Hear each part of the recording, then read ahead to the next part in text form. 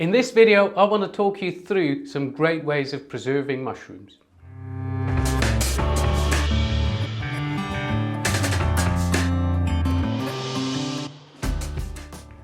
To grow your own mushrooms is great and it's very rewarding. You can see them here, and the speed at which they grow is mind-blowing, but mushrooms don't store all that well after they've been harvested.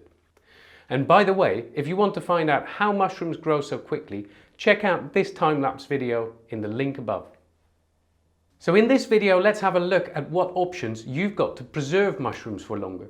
There's some good reasons for looking at this, so you don't need to use all of the mushrooms you've bought all at once, which means there'll be less waste, of course. You might be able to make use of a great deal in the stores, decide you want to buy more mushrooms and then keep them somewhere so you've always got them on hand. And that of course means that you'll never get caught out when you need mushrooms for that recipe that you're cooking. You also get to taste and experience different ways of eating mushrooms, especially when pickling, for instance, and I'll come back to that later on in the video. And of course, if you run a mushroom business like we do, it can become a great complementary product to sell. So you could think of several mushroom snacks, and I'll give you some good examples of that later on as well.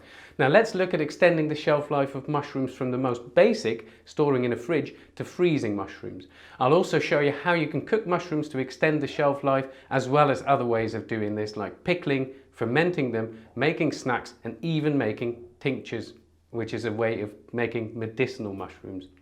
But first up, here's a fun fact for you. Mushrooms actually continue to grow after you've picked them, so they're still alive. And this, although refrigeration slows down their metabolism, this fact means that they're alive and you can actually use bits of fresh mushrooms to create your own do-it-yourself mushroom spawn. Check out our guide on how to do this using the link above.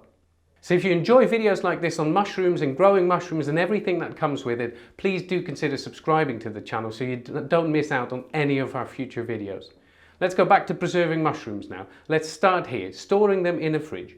If you're buying pre-wrapped mushrooms that come wrapped on a plastic tray, for instance, like you see in many stores, I found it the best way for you to just store the mushrooms is in the refrigerator in their original packaging. So if you only plan on using part of your mushrooms, I'd leave the remaining mushrooms on their original little tub and simply rewrap them with the plastic wrap that came with it. I found that if I simply leave mushrooms shrink wrapped as they came from the store, they can keep well in the fridge for sort of up to a week. But this does depend on the type of mushrooms you buy. So shiitake, for instance, keep better than oyster mushrooms, and these are the oyster mushrooms that you can see here, which have a shelf life of say 3 to 4 days or so in the fridge.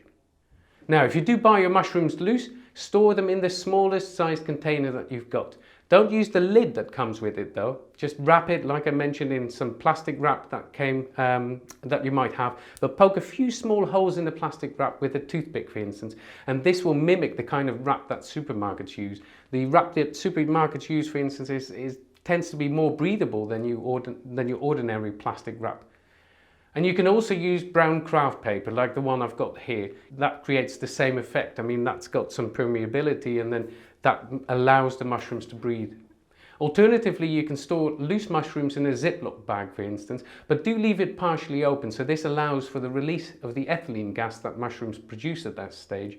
It's the same gas that fruits like bananas or tomatoes give off as they ripen, and this gives an escape for the excess ethylene gas, and that will in turn allow your mushrooms to stay fresher for longer, but it will also avoid drying them out. So next up is freezing your mushrooms, and the simplest way to freeze your mushrooms is just to freeze them raw, of course, without any additional preparation. But you can either chop them into slices or freeze them whole. This is the simplest way, but do please note that it doesn't give you the best results.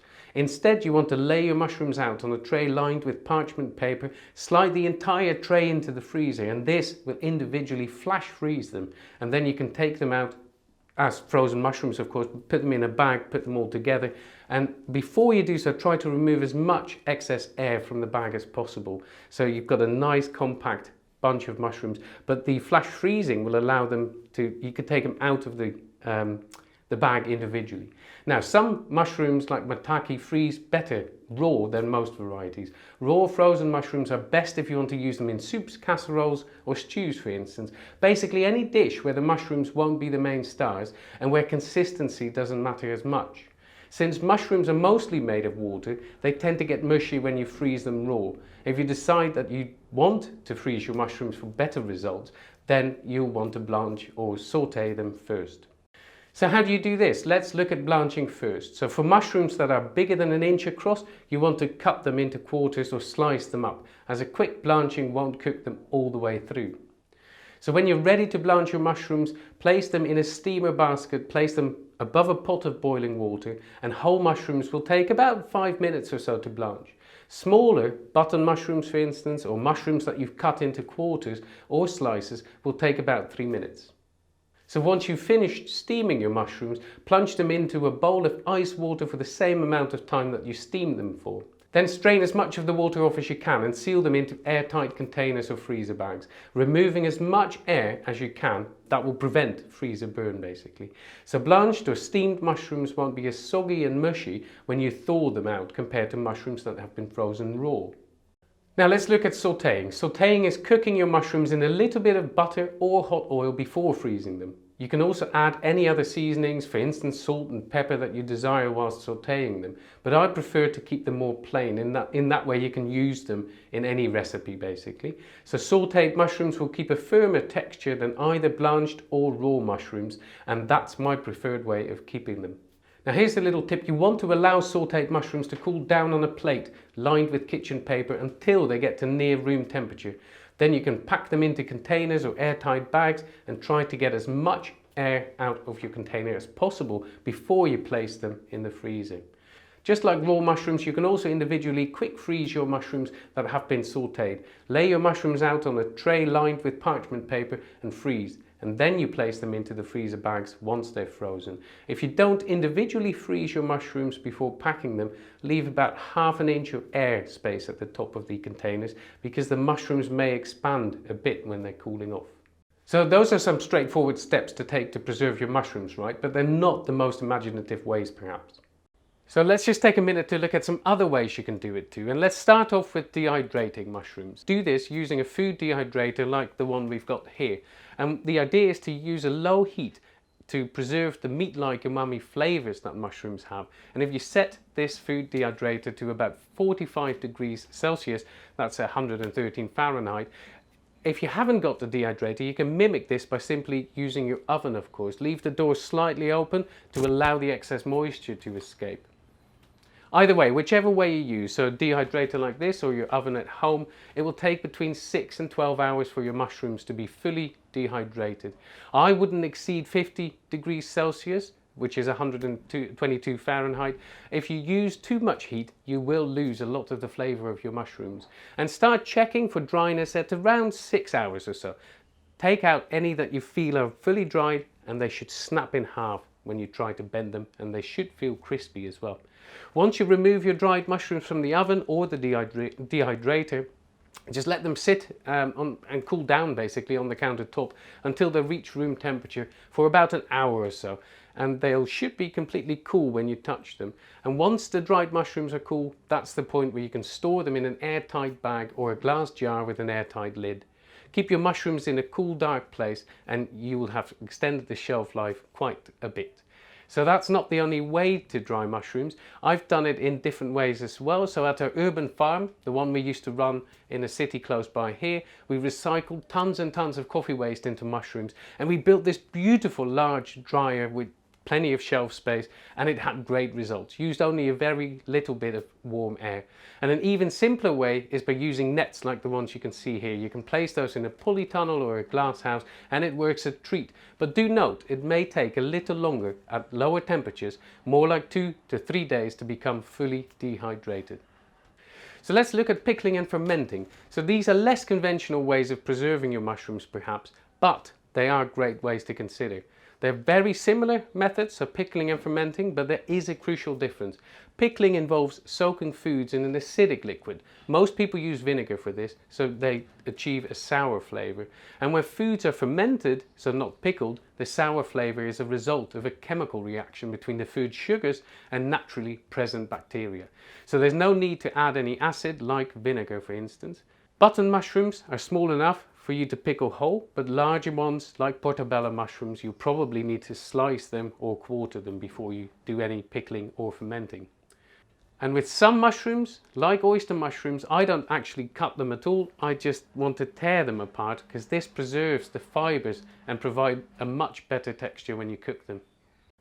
So if you pickle them, you want to start the process by gathering some herbs like bay leaves, some rosemary, garlic. You'll also want to get a mason jar that you can use and that should withstand extreme temperature changes. And you'll also need your jars to have lids that you can seal airtight. So start off by getting a good quality saucepan and pour in about 180 milliliters of water and about half of that, so about 90 milliliters of white vinegar. Add your desired amount of spices to the brine, as well as about 1 tablespoon of salt and 1 tablespoon of black pepper. Now put your mushrooms into the brine, bring the whole mixture to a boil over some high heat, and then decide to reduce your heat and let the mixture just simmer for about 15 minutes or so. And after 15 minutes, take the mixture out and pour it into a pickling jar. Now be careful because you might want to use a spoon to transfer the mushrooms so they don't splash when they fall into the jar. Then you can use a slotted spoon, for instance, to get any herbs left in the pan and add them to the jar too. So the temperature difference will seal the jar and keep things really nice and fresh. Wait about 3 days for your pickled mushrooms to absorb all of the spices and vinegar in the jar before giving them a try. Your jar will stay in the fridge for at least a month or so, and that's a dramatic increase in shelf life, of course. So I mentioned how similar fermenting mushrooms is. You just add salt to water and there's no need for vinegar, but you can add a cabbage leaf, for instance. So the salt acts as an antimicrobial agent for bad bacteria whilst allowing the fermenting bacteria to do their job. For this process to happen, you'll need to leave it to stand for about 3 days or so.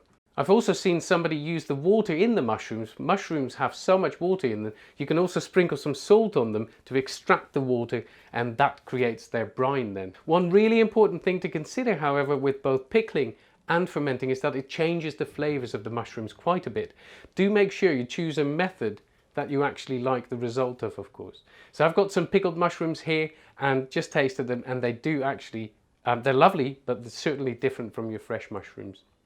Let's move on to another option, making mushroom snacks or different kinds of mushroom products. Clearly another way to extend the shelf life of your mushrooms is just to take them as a raw product, do something else with them. Some of these will involve cooking your mushrooms, but not all of the methods. Things that come to my mind are mushroom jerky, which is what we've got here, and a whole bunch of people in our online course community have tried it this way. It's really quite a trendy thing, and I can understand why. There are numerous recipes that you can use, but all of them, essentially what you'll be doing is you'll cook the mushrooms in boiling water, then marinating them with some soy sauce, for instance, a bit of vinegar, and add some spices that you fancy. Leave the whole bunch for about 12 hours or so, followed by then you put them in a dehydrator or an oven like I described earlier on in the video. And the result can be absolutely amazing. So you can also make a mushroom pate, of course, or you might have heard of mushroom burgers, but you don't need to limit yourself to any of those. You can also extend the shelf life by making crisps like these, and they're just absolutely wonderful. Or you can add it in a powder form to your favorite cup of tea or coffee. It's a really clever way with some, like the ones you see on your screen here. They've got the medicinal benefits of mushrooms, and you can incorporate that into your daily life, of course. I've made this bottle of mushroom tincture, for instance, and I take that daily only to access all of the great stuff. There's reishi in here, cordyceps, maitake, turkey tail, even shiitake mushrooms. And I won't talk you through the full detail of this since there's a separate video which I'll link to here. But I want you to realize that the process is not so difficult. It's a great way of always having access to the many medicinal benefits that mushrooms have on offer for you. And you don't need to worry about how to store them at all, because something like this keeps for up to a year. Right, so I hope you picked up something new in this video, and if you're thinking of not just preserving your mushrooms, but also growing them yourself, something that I highly recommend you do, then check out our video on how to grow mushrooms at home. So check out the video, please do consider subscribing to the channel. Thanks a lot for watching, and take good care.